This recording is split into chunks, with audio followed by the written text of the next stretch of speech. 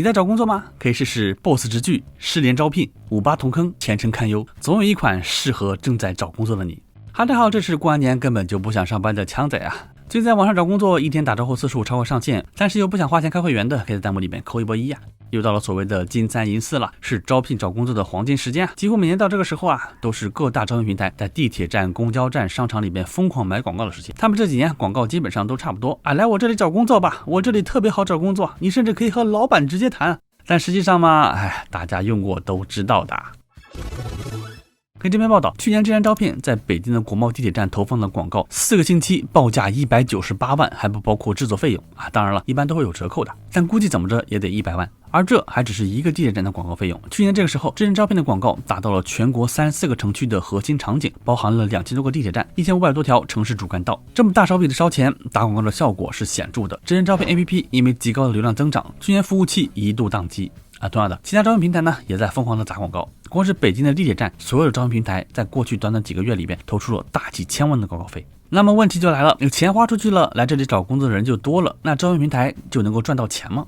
答案是还真不一定。只有来找工作的人多，来招人的公司多，平台才能够赚钱。但是如果找工作的人太多了，招人的公司又少了，那只会给招聘平台增加运营成本，却赚不到什么钱。因为他们是从那些招人的企业身上来赚钱的。以 Boss 直聘为例啊，不同的招聘岗位是有不同的价格的，像是工程师、设计师这种，这段时间呢就属于普招岗位，发布这样的新岗位是不需要花钱的。但是像运营、商务这种竞招岗位，你想把这样的岗位招人信息发出去是需要花钱的，而且不同的岗位金额也不一样。比如说，现在我看到的这个运营岗位的起步价是128块钱，一天呢只能够主动查看20个人，和10个人主动沟通，当然也可以价钱升级查看更多的人。商务的起步价比运营还要贵上40块钱，升级的费用当然也要更贵一些。那么如果查看和沟通次数用完了怎么办呢？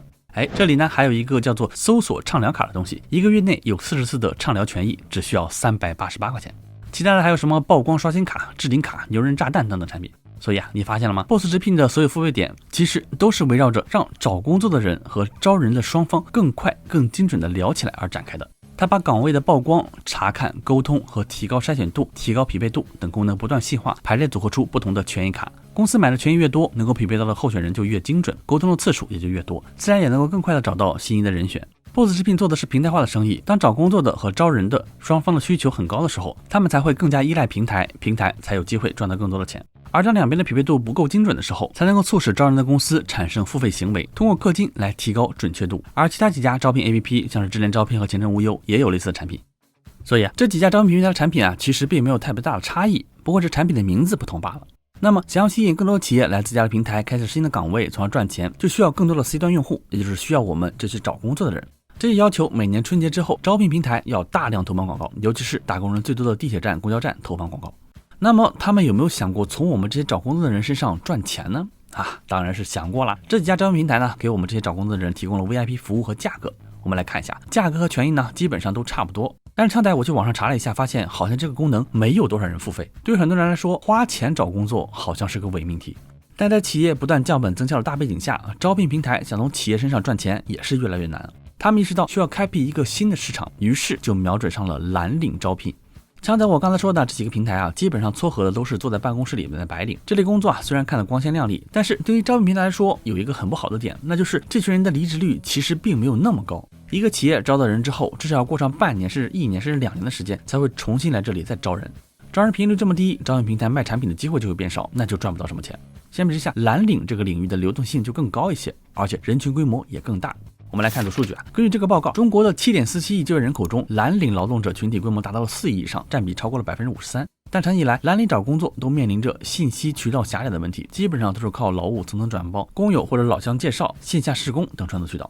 另外，由于蓝领的临时用工多，人员流动性大，不少制造业密集的城市仍然需要打工人去线下的集散中心一起在那里趴活，典型就是北京的马驹桥、深圳的三河和苏州的三里桥，基本上都是打短工或者是日结为主。所以对于招聘平台来说，蓝领市场是一个规模大、频率高，但是又没有被渗透的巨大增量市场。比如2021年 Boss 直聘就推出了面向蓝领市场的海螺优选，开始向低线城市渗透。目前从财报来看，这个业务做得还不错，入驻企业数量环比增加了 45%， 蓝领业务收入占整体收入的比例超过了 38%。但是 Boss 直聘并不是这个领域的唯一选手，快手这家公司在蓝领招聘这块市场显然做得更加热闹一些。2022年1月份，快手正式上线了快聘直播带岗，通过短视频和直播，直观的、实时的向打工人介绍工作内容、工作环境和时速等，减少了信息误差。再加上蓝领群体和快手用户的高度重合，又做得很不错。根据快手自己的数据到去年年中，快聘全年招聘类短视频直播观看量超过了1000亿人次，内容互动数据接近70亿。当然了，蓝领招聘市场呢，想要进一步互联网化，还是存在很多问题的。比如有些岗位没办法标准化，很多工厂用工的时候，一次要招10几个甚至上百人，